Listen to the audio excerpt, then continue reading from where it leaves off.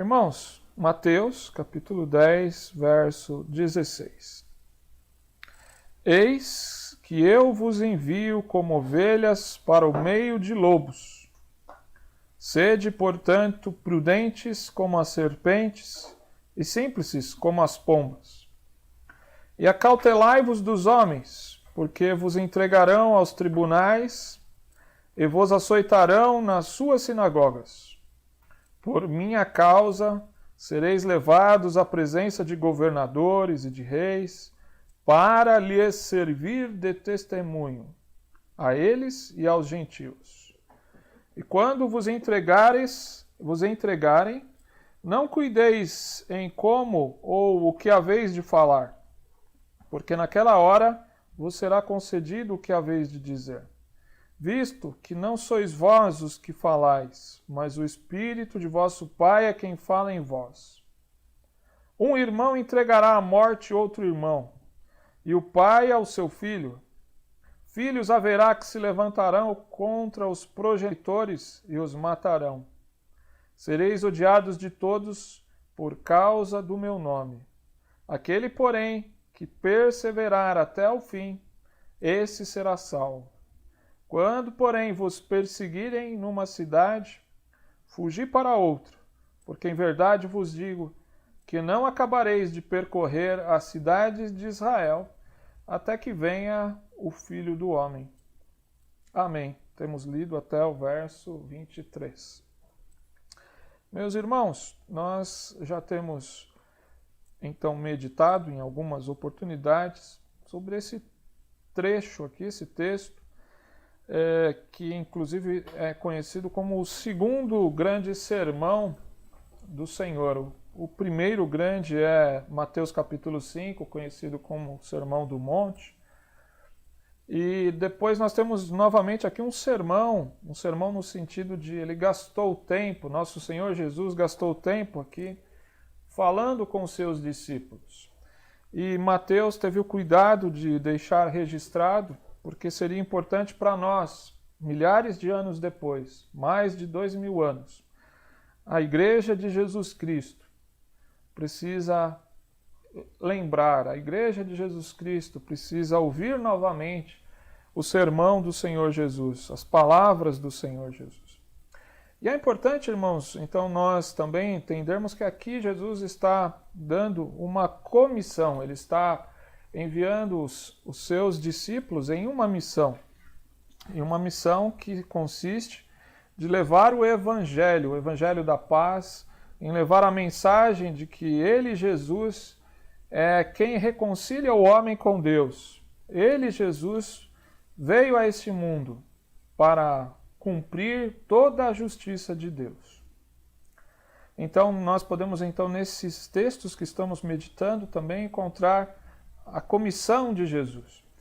É verdade que a grande comissão está registrada no capítulo 28 de Mateus, quando ele disse: portanto, ide, pregai o evangelho a toda a criatura, ensinando-as a guardar todas as coisas que eu vos tenho mandado. Lá está a grande comissão de, enquanto vocês vão, vocês levem, vocês preguem, vocês ensinem. Mas aqui nós temos ela em detalhes. E então nós damos graças a Deus, porque ficou registrado para nós com esses mínimos detalhes. Então nós precisamos lembrar aqui alguns pontos que são o seguinte: Jesus deu essas instruções porque ele tinha olhado para uma multidão que andava como quem não tem pastor, como quem está indo de um lado para o outro sem sentido. E uma vez que ele se compadeceu dessa multidão, ele se virou aos seus discípulos e disse: rogai ao Senhor da seara para que envie ceifeiros. Grande é a seara, grande é o mundo, ou é grande a multidão daqueles que estão sem sentido, daqueles que não têm uma relação resolvida com o seu Criador. E aí, então Jesus fala: rogai ao Senhor da seara para que envie ceifeiros. Nós já estivemos meditando, ele estava dizendo: rogue ao Senhor para que envie pastores, homens que sejam fiéis a Deus, homens que preguem, que abram a palavra de Deus, que exponham a revelação de Deus, que mostrem que os homens por si só, e quando falamos homens são as mulheres também, que a humanidade naturalmente estão perdidos em seus delitos e pecados. O homem por si só se afastou de Deus, resolveu seguir os seus próprios caminhos, resolveu seguir a sua própria vontade e, por assim dizer, se tornou independente de Deus. E por ser independente de Deus, não segue os mandamentos de Deus, se tornou um inimigo de Deus, foi para as trevas. E por assim fazer, o homem e a mulher começam a fazer as piores coisas que podemos imaginar. Os irmãos podem acompanhar os noticiários, podem ouvir o rádio, podem assistir à TV, podem ler nos jornais, que ao longo da história, os maiores absurdos são nos trazidos à mente. E hoje mesmo eu ouvia, e quantas vezes nós chegamos à conclusão, puxa, mas era uma pessoa tão normal, uma pessoa que parecia tão bem, como teve capacidade de fazer tal atrocidade. Então nós ouvimos de filhos que matam pais, pais que matam filhos, parentes que brigam, e assim por diante. Quantas desgraças que nós ouvimos. Isso tudo, irmãos, o próprio Senhor Jesus em outro texto vai dizer que isso vem do coração natural do homem. O homem e a mulher, afastados de Deus, são capazes de fazer coisas que nós mesmos não imaginamos. E isso se estendeu a todos. A Bíblia diz que todos pecaram e destituídos, estão separados da glória de Deus. E então o pecado se estendeu a todos. E Jesus, olhando para essa multidão, ele se compadece e ele fala, precisam ouvir o Evangelho precisa ser anunciado. E então, quando ele fala que orem ao Senhor da Seara, logo na sequência, no começo desse capítulo, ele diz que ele, chamando os seus 12 discípulos, deu-lhes autoridade sobre espíritos imundos para expelir e para curar toda sorte de enfermidades. E depois que ele escolheu 12 apóstolos, diz que então no verso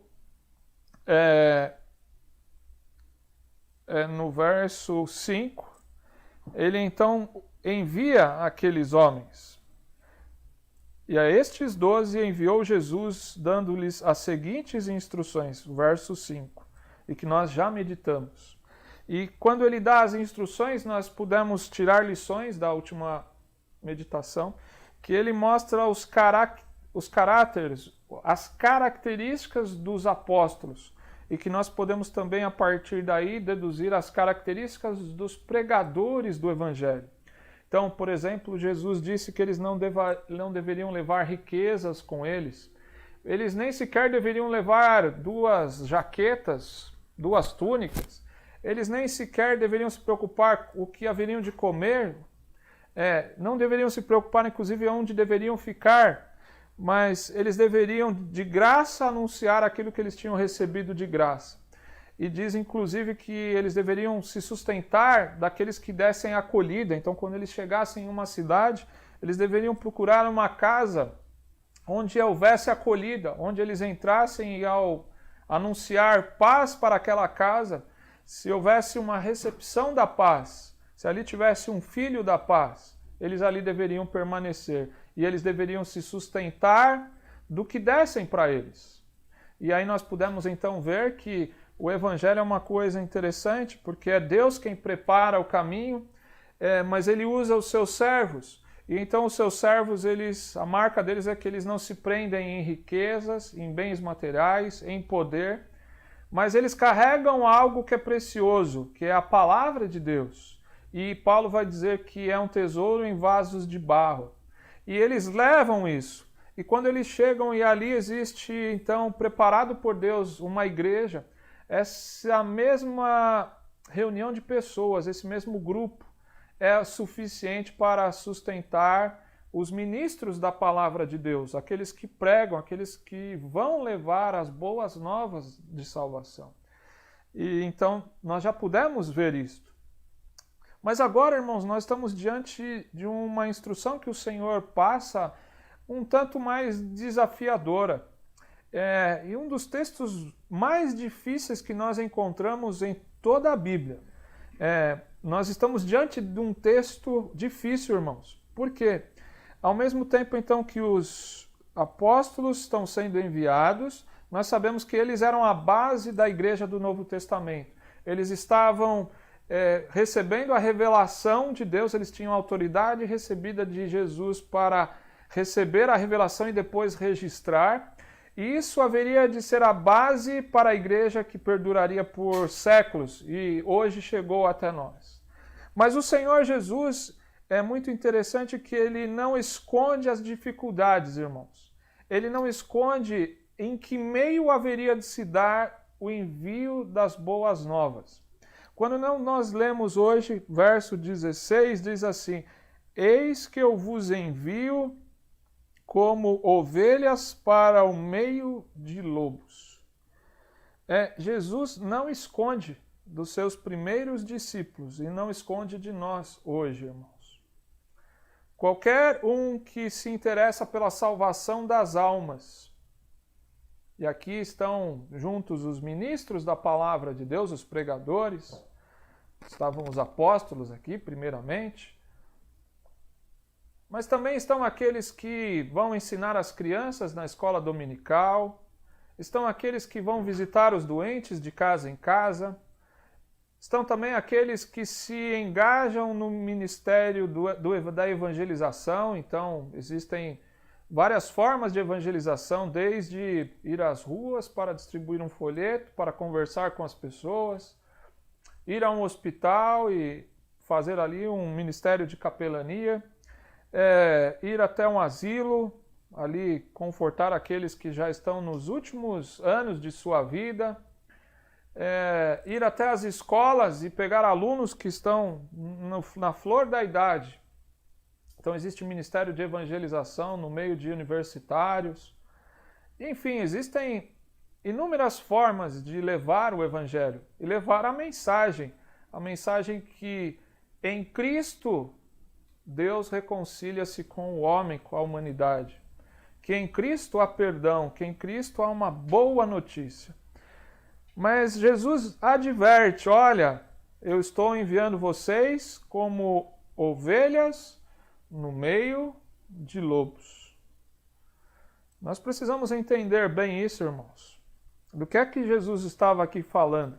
Ele está fazendo aqui uma comparação, ele está usando aqui de uma parábola, né? De uma forma não literal, né? Ele não está dizendo que somos ovelhas e que as outras pessoas são lobo, mas ele está dizendo como, né? Então nós precisamos entender aqui o que são ovelhas. Então ovelhas, irmãos, se a gente vai lá entender um pouco mais, porque assim, eu nunca vi uma ovelha assim, muito de perto, né? Nunca criei uma ovelha. Nós, nesse tempo em que estamos, né, nós somos pessoas da cidade, poucas oportunidades nós temos de estar no campo, né? Mas nós hoje podemos pesquisar, nós podemos conversar com pessoas, né? Então, já tive a oportunidade de ouvir bastante pessoas falando sobre as ovelhas. E talvez alguns dos irmãos que me ouvem podem já ter a oportunidade de ter criado ovelha, ter olhado de perto, né? Mas nós podemos colocar algumas características. A ovelha, em primeiro lugar, é um animal manso. Manso no sentido que ela não ataca. Se você colocar ela num local, ela fica quietinha ali. Uma outra segunda característica da ovelha: a ovelha, se você não alimentar ela morre por si só. Ela tem dificuldade de encontrar o seu alimento. Então, nesse sentido de alimentação, ela é passiva. Você precisa levar o alimento para ela. Diz também que ela, num certo sentido, ela precisa ser guiada, porque ela não tem muita esperteza, ela não é muito ágil, né? Então, em outras palavras, assim, se ela não tiver um pastor ali perto, ela vai ser presa fácil de outros animais. Essa é a característica que Jesus usa para dizer dos seus apóstolos, para dizer depois, genericamente, se abrangendo de todo o seu povo. O seu povo é comparado a ovelhas. Em contraste com o ambiente em que vão se encontrar, que é um contexto de lobos. E aí, lobo, o que nós podemos observar do lobo? O lobo é um animal típico predador. É um típico animal que ele está sempre de olho, onde ele pode encontrar o seu alimento, onde ele pode encontrar facilmente a sua presa. E muitas vezes é dito que o lobo ele é caracterizado por ser alguém insaciável. Assim. Se tiver vários outros animais perto dele que ele puder matar, que ele puder destruir e que ele puder consumir, ele é insaciável, é como se não tivesse fim para o seu apetite. Isso sempre é associado ao lobo. E Jesus aqui quer também dar a ideia de que um lobo ele é agressivo. Então, quando ele encontra a sua presa, então ele tem suas artimanhas de se esconder e a hora que encontra a sua presa, ele a ataca. Ele não tem piedade nenhuma, ele é hostil. E ele vai frontalmente, com muita violência em cima da sua presa. Em outras palavras, irmão, Jesus está aqui colocando a figura do lobo que é completamente oposta à figura da ovelha. E o que ele quer dizer aqui é que os seus discípulos, ao levar a mensagem, eles encontrariam um ambiente, então, agressivo, hostil e um ambiente de oposição. Irmãos, Jesus quis deixar seus discípulos, e agora isso vem para nós, para que, se você quer levar a mensagem de salvação, saiba que você não está indo para um local tranquilo. Você não está indo para uma situação que você vai ser aclamado por todos, que você vai ser louvado por todos, em que as pessoas vão olhar e falar: ainda bem que você veio aqui. E não serão todos que vão te dizer. Mas a gente já sabe aqui pelo contexto de Mateus 10 que Jesus está enviando eles para encontrar as ovelhas perdidas da casa de Israel. Só que ele está dizendo que estas ovelhas perdidas da casa de Israel estão no meio de lobos. E aqui, irmãos, eu aproveito para já tirar a primeira lição e fazendo uma pergunta para mim e para você.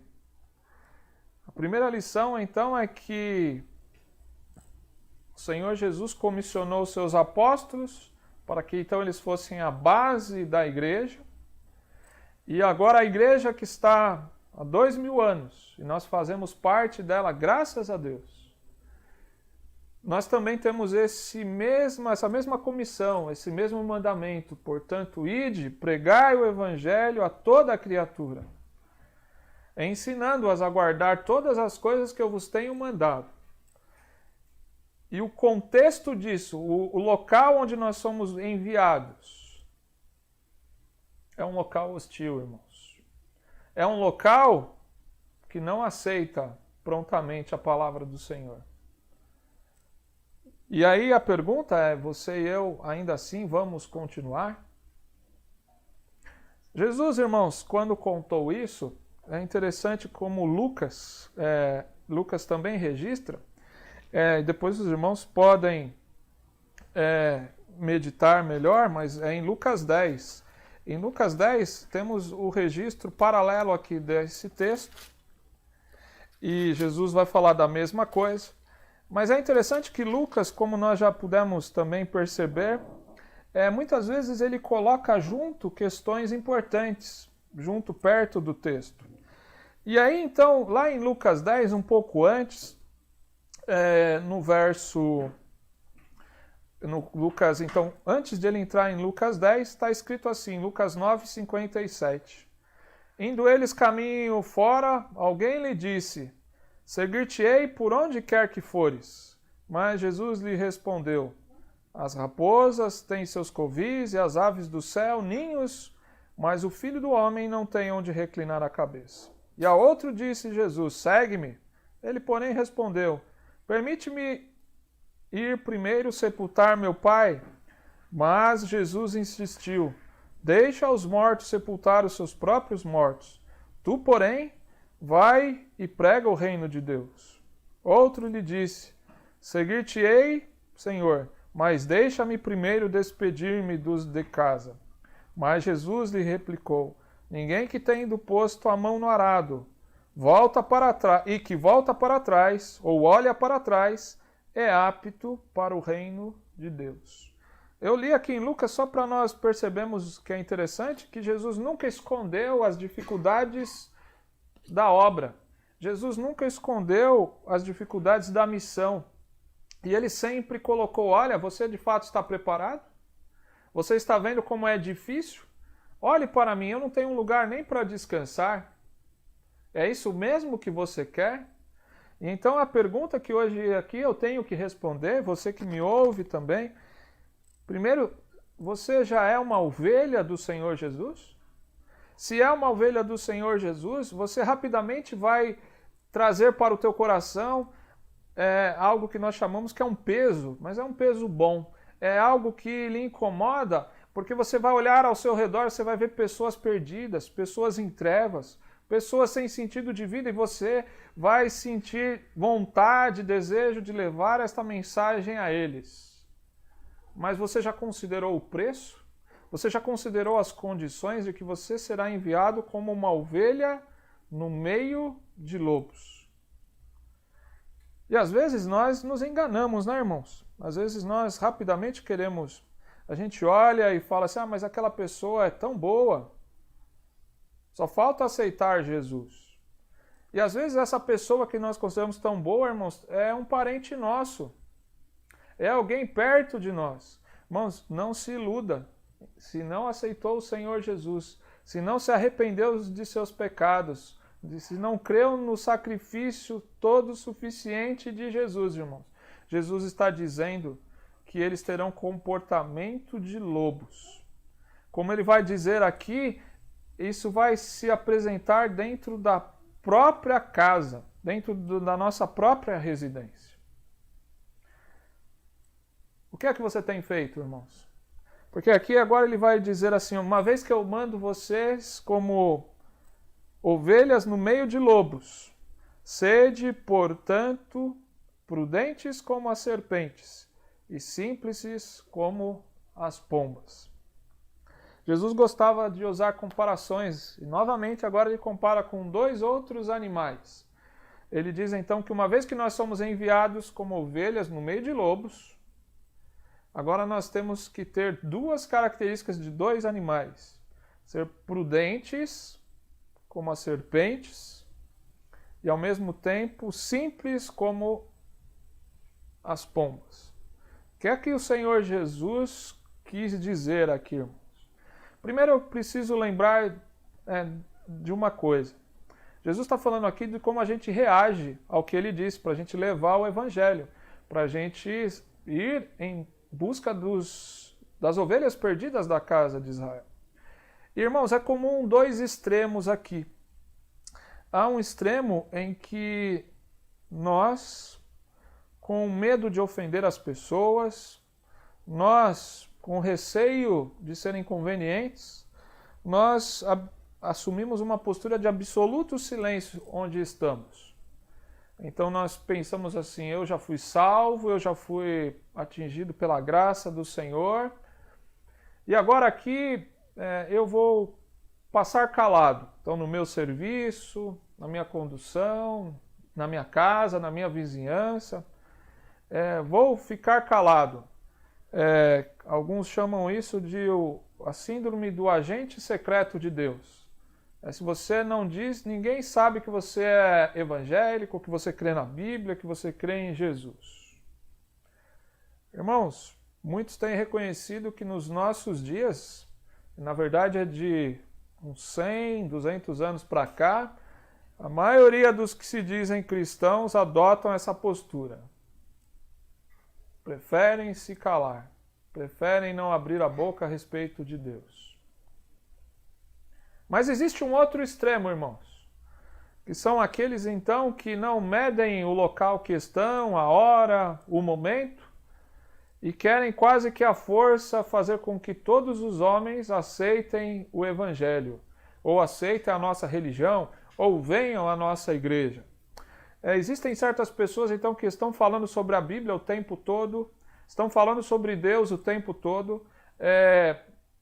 Os irmãos talvez me entendam o que eu quero dizer. Elas se tornam até chatas, enfadonhas, insistentes ao extremo. E aqui é interessante, o Senhor Jesus está dizendo que nós não podemos nem ser os que ficam totalmente calados, nem esses que são totalmente insistentes, que ficam o tempo todo tentando convencer os outros. Jesus aqui está dizendo que a gente deveria olhar então para a serpente. Em que sentido? Que a serpente é prudente. A serpente é dito para nós, irmãos, eu também nunca fui lá de perto, né? O máximo que eu vi acho que foi no zoológico e também em filmes pela internet. Mas diz que a serpente ela não ataca a sua presa sem antes calcular, sem antes perceber qual é o melhor momento. Por isso que a gente diz que uma serpente arma botes, né? Ela se prepara para o que ela vai fazer. Ela planeja o que ela vai fazer. E nós precisamos tomar cuidado aqui, irmãos, que Jesus não falou para nós sermos como a serpente, porque uma serpente também foi usada ali no jardim para enganar Eva, para trazer desgraça. E Jesus não está de maneira nenhuma dizendo para nós sermos totalmente igual foi a serpente, não é isso. Mas Jesus está dizendo para nós olharmos para a prudência, para o planejamento, para a antecipação que uma serpente faz. E ao mesmo tempo para que nós sejamos simples ou inocentes como uma pomba.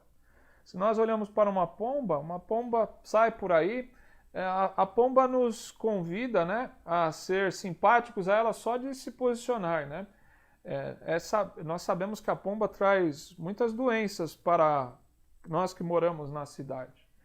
Mas quando a gente olha para uma pomba, e se alguém disser temos que matar a pomba porque ela está trazendo doença para nós, nós logo olhando para ela temos pena de matar uma pomba.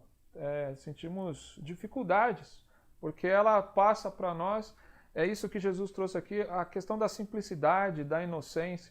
A pomba mostra assim, que ela não faz mal para ninguém, ela nunca atacaria ninguém, né? Mas aqui voltando para Jesus, Jesus quer que esse aspecto de simplicidade, de inocência então da pomba, se una à prudência da serpente e que isso seja lembrado de nós quando nós estivermos no meio das pessoas em que nós estamos procurando as ovelhas perdidas da casa de Israel. E aí então Jesus prossegue dizendo: e acautelai-vos dos homens, porque vos entregarão aos tribunais e vos açoitarão nas suas sinagogas. Por minha causa sereis levados à presença de governadores e de reis, para lhes servir de testemunho, e a eles e aos gentios. Jesus então dá duas informações: vocês de fato serão perseguidos. Vocês, os homens, entregarão vocês ao tribunal, vão açoitar vocês no local de culto deles, que eram os judeus aqui, que eram as sinagogas. Mas Jesus está dizendo, tudo isso vai acontecer para que o meu nome seja levado adiante. Porque ele diz, por minha causa serei levados à presença de governadores e reis para lhes servir de testemunhos. E a eles e aos gentios. Jesus está dizendo, isso não vai acontecer por mero acaso, não. Eu estou enviando vocês, então, nesse ambiente hostil, nesse ambiente de oposição. Vai acontecer coisas terríveis para vocês, mas isso é para que o nome de Deus seja glorificado na vida de vocês. E quando isso acontecer, Jesus está dizendo, não esqueçam que vocês precisam ser prudentes, que vocês precisam ser simples. Jesus está dizendo para eles, irmãos, que eles não devem procurar a perseguição. Porque tem um tipo de gente, então, extremista, que ele fica feliz de ser perseguido, ele fica feliz de ser maldizente, E aí quando você pergunta a razão, mas por que ele está sendo perseguido? Por que eles estão querendo prender ele? Aí você logo percebe, mas ele dá motivo. Ele vive sendo inconveniente, ele vive exagerando no que fala. E Jesus está dizendo, não é isso que eu quero que vocês sejam prudentes, gentios, simples. Mas é inevitável que mesmo sendo prudentes, sendo simples, vocês serão pegos, vocês serão levados. E a grande pergunta que você deve estar fazendo aí, e eu disse aqui no começo que aqui está a questão mais difícil que existe, irmãos. Que é, ao mesmo tempo então que você não deve ficar em silêncio, mas quando falar você tem que usar o momento certo. Você tem que usar as palavras certas. E ainda assim você tem que glorificar a Deus. Você tem que fazer com que as pessoas exaltem o nome de Jesus. Em outras palavras, o motivo pelo qual vão te prender, vão te perseguir, é porque você está servindo de fato a Deus. Eles vão olhar para você e não vão ter como te acusar de nada. Inclusive, não vão conseguir te acusar de ser um insistente, de ser um chato. Também não vão conseguir te acusar. Mas eles vão te acusar simplesmente por você servir a Deus. Eu quero aqui lembrar de um exemplo. Vocês lembram de Daniel? Lembram lá do capítulo 6 de Daniel, quando dois presidentes, né, dois prefeitos, gente de grande importância, junto com Daniel. Vocês lembram que eles levaram uma acusação ao rei, dizendo que Daniel deveria ser levado à cova dos leões? Qual era a razão que eles tinham? É porque Daniel vivia importunando eles? Não. É porque Daniel tinha feito algo de errado, alguma má conduta? Não. É porque Daniel vivia não contribuindo com eles ali no serviço? A gente percebe também que não. Qual era a razão? Era porque Daniel era um servo de Deus. Ele orava de contínuo ao seu Deus. A mesma coisa é aqui que Jesus está dizendo, irmãos, vai acontecer conosco. Nós seremos caluniados, nós seremos malquistos, seremos entregues, inclusive, aos que têm poder e autoridade, mas não terão nada para falar de nós, irmãos. E a grande questão é, isso é difícil, irmãos. Eu confesso para vocês que o mais fácil para nós, então, é ficar quietos, é temer os homens. Mas Jesus está dizendo para nós não temermos eles. Mas quando nós vamos falar, como ter este equilíbrio de saber, então, o que falar, de não passar do limite? A solução está aqui. E quando vos entregarem, não cuideis em como ou o que haveis de falar, porque naquela hora vos será concedido o que haveis de dizer, visto que não sois vós que falais, mas o Espírito de vosso Pai é quem fala em vós. Irmãos, nós somos totalmente dependentes aqui do Espírito Santo. Nós temos que continuar no mesmo sentido que o Senhor começou lá no início, final de Mateus 9. Rogai ao Senhor da seara para que envie ceifeiros. Mas quando nós estivermos no meio da missão, no meio lá da ceifa, né? No meio da plantação, no meio do mundo, nós precisaríamos continuar, Senhor, dá-me do seu Espírito. E como que o Espírito é dado para nós, irmãos? O Espírito é dado através da palavra. Quando nós estamos aqui meditando, quando você e eu também estamos meditando junto da nossa oração, estamos lendo a Bíblia diariamente, estamos sendo alimentados por outros irmãos também que leem. É o Espírito Santo que inspirou homens a escrever a palavra, irmãos. Então essa palavra vai sendo memorizada, ela vai sendo guardada em nosso coração, mas sem temor, porque diz que na hora em que nós precisarmos, Deus vai, pelo seu Espírito, trazer à memória estas palavras, irmãos. Daí, como vira e mexe, nós ouvimos testemunhos, e eu sou testemunha disso, irmãos, que Deus nos lembra da sua própria palavra nos momentos que nós precisamos. Quantas vezes, né, irmãos, que nós ficamos inquietos, ficamos, às vezes, ansiosos, mas nós esquecemos que nós devemos depender do Espírito Santo. É Ele que vai nos habilitar. Então, precisamos estar calmos, fazer uma parte de cada vez. Quantos de nós que temos às vezes receio, mas o que é que eu vou dizer lá se me perguntarem? Mas como é que eu vou reagir? Irmãos, eu ouvi uma ilustração uma vez que é desse jeito. É como um filho e um pai que estão indo para uma grande viagem. Imaginam que vão de viagem ou de trem, ou de ônibus, ou de avião.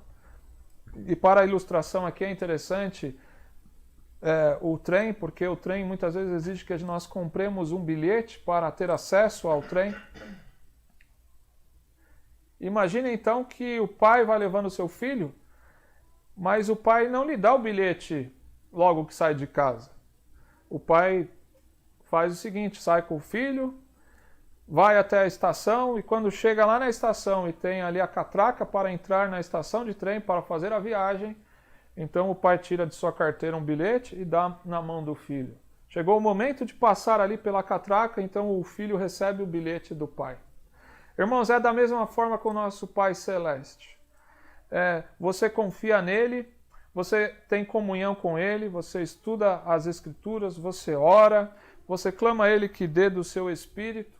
E quando chegar o momento da necessidade, o Senhor dá em grande medida, em grande proporção do seu espírito para que você cumpra, como o filho que entra para dentro do trem. E então aqui o Senhor Jesus está dizendo, não se preocupem com o que vocês vão dizer. Apenas confiem. Dependam do Espírito Santo. Que lição maravilhosa, irmãos. E aqui a minha pergunta para nós que já estamos na igreja, nós que temos sentido este desejo de ir, temos sido despertados pelo Espírito de Deus. Mas temos nós dependido do Espírito, irmãos, para então saber as palavras, para usar de prudência, de usar todas as oportunidades que temos para pregar o Evangelho?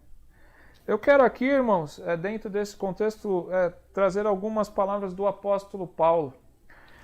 O apóstolo Paulo, eu quero fazer 3 referências. Os irmãos não precisam abrir a Bíblia, eu vou ler aqui.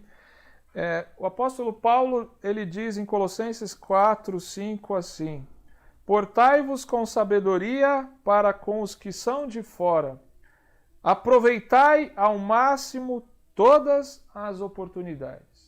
Dentro desse contexto, então, que é o Espírito Santo que nos conduz, temos nós experimentado o derramar do Espírito Santo ao ponto de nós aproveitarmos todas as oportunidades com esse equilíbrio de se portar com sabedoria, com bom senso, com prudência, como o Senhor Jesus nos falou.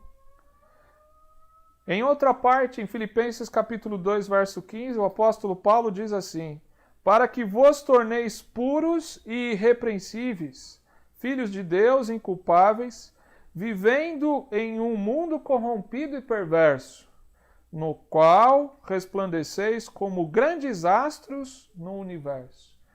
O apóstolo Paulo tinha aprendido com o Senhor Jesus que nós, indo na nossa missão, nós estamos no meio de um mundo perverso, num mundo corrompido. Mas nesse meio do mundo corrompido, nós clamamos ao Senhor Deus que nos dê do seu Espírito Santo para que a gente resplandeça como grandes astros, grandes luzes, como o Senhor Jesus já tinha dito no Sermão do Monte, para que a nossa luz resplandeça. Temos nós orado nesse sentido, irmãos? Num outro texto, que é Efésios capítulo 5, do 15 ao 17, o apóstolo Paulo diz para os irmãos: portanto, estai atentos para que o vosso procedimento não seja semelhante aos insensatos, mas andai em sabedoria. E aí tem algumas versões que depois vão dizer: vede prudentemente como andais, não como nécios, remindo o tempo, aproveitando cada oportunidade. Você e eu temos aproveitado cada oportunidade, irmãos? Ou você tem ficado calado? Ou você tem exagerado na maneira como você fala e você espanta as pessoas? Você mais traz antipatia das pessoas ou mais traz desastre, né? E isso pode estar acontecendo comigo também, irmãos. Porque quando a verdadeira sabedoria está, pode haver até rejeição, porque muitos rejeitam o Evangelho, mas ninguém pode nos acusar. Eu quero usar uma outra ilustração de um pregador, muitos dos irmãos talvez já tenham ouvido falar, que foi George Whitefield. George Whitefield participou de um grande avivamento, irmãos. E George Whitefield, ele era conhecido por, em qualquer lugar que ele chegava, ele logo se preocupava com a vida eterna da pessoa, com o destino da alma da pessoa. E então, essa fama dele já corria para todos os lados. E conta-se que em uma de suas viagens, um dia ele teve que se hospedar na casa, se eu não me engano, de um coronel, e ele ficou lá por uma semana.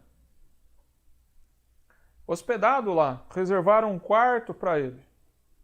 E diz George Whitefield que ele foi tão bem tratado por aquela família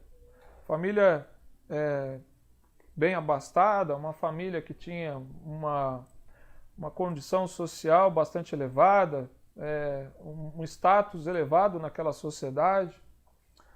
E George Whitefield confessa que por causa desta bondade que ele recebeu daquela família, e ele sabia que aquela família era uma família que não servia a Deus, mas diz ele que por causa da bondade daquela família, da gentileza com que o trataram e serviram ele durante aquele tempo, George Whitefield sentiu grande dificuldade em falar do Evangelho, falar para eles que eles estavam perdidos, falar para eles que eles precisavam se arrepender de seus pecados, que eles deveriam crer em Jesus para a salvação de suas almas. E George Whitefield ficou ali, então, a semana inteira, irmãos. E lutando consigo mesmo. Falo ou não falo de Deus? Se eu falar de Deus, pode ser que eu escandalize eles, pode ser que eu traga tristeza, possa ser que eu estrague tudo, né? Eles estão sendo tão bondosos. E no último dia, irmãos, olha só, uma semana inteira, hein? E ele não conseguindo falar, mas ele sentindo peso no seu coração de que ele deveria anunciar Cristo para eles. E então ele pediu a Deus que desse uma estratégia, que desse uma maneira de ele falar para aquela família. E aí ele pensa em algo, e ele ora a Deus, e ele sente a confirmação de que deveria ser daquela maneira. E eu estou relatando isso, irmãos, porque Jesus está falando que para não se preocupar, que na hora Deus vai dar uma maneira de você falar, de você testemunhar, ainda que seja no meio de pessoas importantes, de reis, governadores, no caso de George Whitefield, no meio de um coronel, de um militar. Diz então que George Whitefield, ele pega o seu anel e ele escreve na vidraça do quarto que ele tinha ficado ali. E ele escreve assim: falta-lhes uma coisa. E deixa isso escrito lá na vidraça. Eu não sei de fato como que ele fez isso. O fato é que fica escrito. E ele vai embora.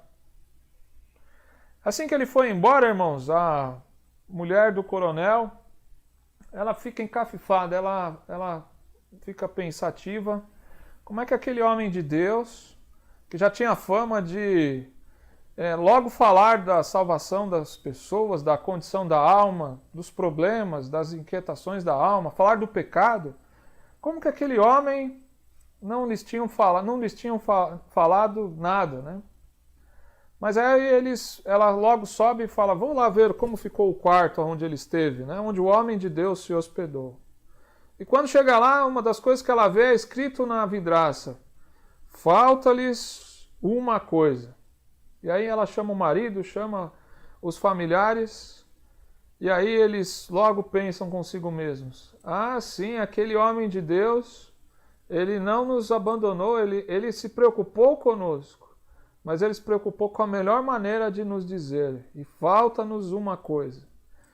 E abreviando, irmãos, é o fato que aquela família então entendeu que faltava a eles, e eles chegam à conclusão que faltava se arrepender, se voltar para o Deus que George Whitefield servia. e diz que eles naquele quarto, que tinha uma semana o servo de Deus estando ali, tinha permanecido ali, então eles se ajoelham, eles se arrependem dos seus pecados, eles se voltam para Deus e se fazem agora uma família convertida. Esse é um testemunho que depois George Whitefield dá, irmãos, e que, a meu ver, expressa essa colocação de Jesus, que nós devemos ser prudentes e, ao mesmo tempo, simples como a pomba. É buscar no Espírito Santo de Deus, que é a terceira pessoa da Trindade, para que Ele haja em nós, irmãos, que Ele nos direcione. Irmãos, não é do mesmo jeito que a gente conversa com todo mundo. O que a gente conversa, às vezes, com uma pessoa não é igual ao da outra.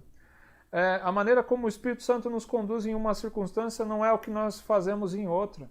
Nós precisamos estar sensíveis, irmãos, ao Espírito Santo, perceber quando é o momento de se calar, quando é o momento de falar, quando é o momento de levantar e o momento de sentar. E quantas vezes, irmãos, isso acontece dentro da nossa casa? E o Senhor Jesus vai terminar aqui essa parte dizendo, e eu também já estou terminando, ele diz... no verso 21, um irmão entregará à morte outro irmão, e o pai ao filho. Filhos haverá que se levantarão contra os progenitores e os matarão. Sereis odiados de todos por causa do meu nome. Aquele, porém, que perseverar até o fim, esse será salvo. Eu fiz uma pergunta para mim mesmo enquanto eu meditava nesses textos aqui. Por que Jesus, então, nos manda como ovelhas no meio de lobos? A resposta, irmãos, é para mostrar que Ele é a providência. Mostrar que nós dependemos do Espírito Santo. Que, na verdade, nós estamos envoltos. Então, até dentro da própria casa, nós temos oposição ao Evangelho. Você logo vai perceber, meu irmão, minha irmã, quer começar a anunciar o Evangelho, você vai começar a ter dificuldade do teu lado, perto. Você não imagina como é difícil você anunciar o Evangelho, quanto empecilho há para anunciar o Evangelho. Basta você começar a iniciar o trabalho de evangelismo. Você vai ver quanta oposição.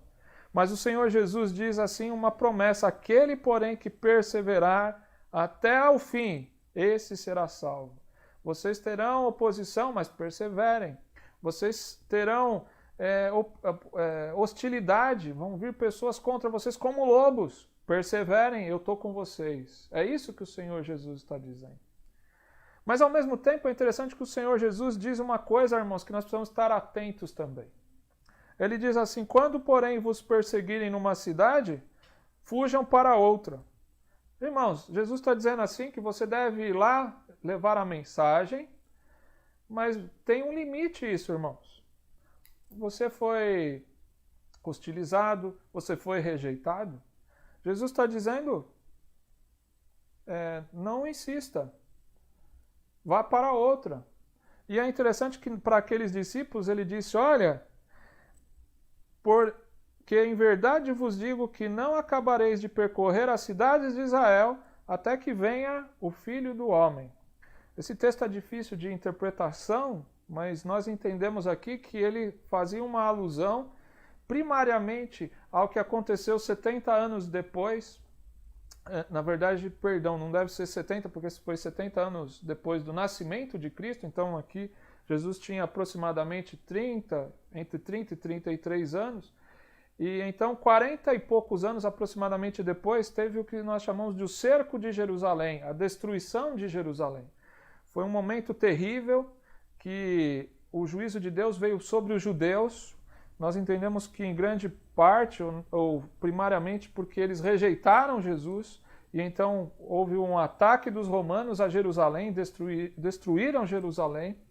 E Jesus está dizendo aqui, esse é o ponto que nós queremos dizer, que até que viesse aquele momento, ou seja, durante 40 anos, eles não conseguiriam passar de cidade em cidade, ou de aldeia em aldeia, anunciando o Evangelho de Deus. O que Jesus está dizendo, olha, vocês vão lá, anunciam o Evangelho numa cidade, num bairro, numa região. Eles se opuseram a vocês,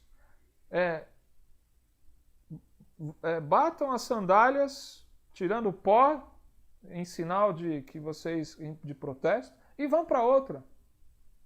Não fiquem lá se remoendo, olha como tem tanta perseguição, olha como sou hostilizado aqui. Vão para outro.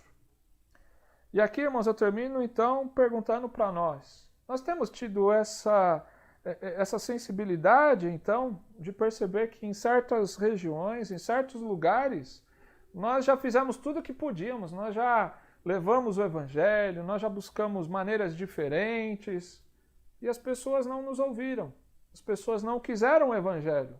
Jesus está dizendo aqui, deixe lá, você já fez tua parte, vá, peça a direção de Deus, vá para outra, tem tantos outros que estão precisando. Irmãos, nós vemos isso claramente no ministério do apóstolo Paulo. O apóstolo Paulo chegou em lugares onde houve grande oposição ao evangelho. Os irmãos podem ler, Atos dos Apóstolos registra isso. E então ele tem que sair de um lugar perseguido, ele vai para o outro e lá ele anuncia o evangelho. E ali ele também é perseguido, aí ele vai para o outro e lá também ele anuncia o evangelho. Como tem sido? Como que nós temos lidado com isso? A grande lição aqui, irmãos, é que se nós temos esse tesouro que é o evangelho, nós temos que levar ele e procurar as ovelhas perdidas da casa de Israel. É isso que tem despertado nós como igreja de Jesus Cristo, nós que levamos no nome da nossa igreja, Igreja do Senhor Jesus Cristo. Ele é o Senhor da igreja. Então ele está dizendo, ore para que envie trabalhadores, que envie ceifeiros. E a maneira então de, quando vem os ceifeiros, é essa aqui, irmãos. De ir no meio dos lobos, no meio do povo, daqueles que não querem a palavra, mas no meio deles existem ovelhas perdidas da casa de Israel. Irmãos, nós precisamos se envolver mais nessa obra. Você tem se envolvido? Você tem ido? Você tem colaborado para que as pessoas vão? Então, às vezes você não pode, mas você pode contribuir para o irmão que é o evangelista. Você muitas vezes não pode ir longe, mas então você contribui para o missionário. Irmãos, nós precisamos nos envolver na obra do evangelismo, na obra de trabalhadores que vão no meio deste mundo, para que almas sejam salvas, almas sejam libertadas, e que a glória de Deus seja derramada. É isso que esse texto tem nos despertado, tem nos chamado. E que nós dependamos do Espírito Santo, que nós possamos ter este equilíbrio que é pedido aqui, que por nós é impossível, mas para Deus é possível, porque Ele está disposto a derramar do seu Espírito na sua igreja. Nós temos clamado por isso, é por isso que nós temos orado pelo derramar do Espírito Santo, pelo reavivamento, que é exatamente o que estava acontecendo aqui, um envio de ceifeiros, porque a seara é grande. Que Deus nos abençoe, irmãos, que Deus nos desperte para isso, a começar em mim. Deus nos abençoe.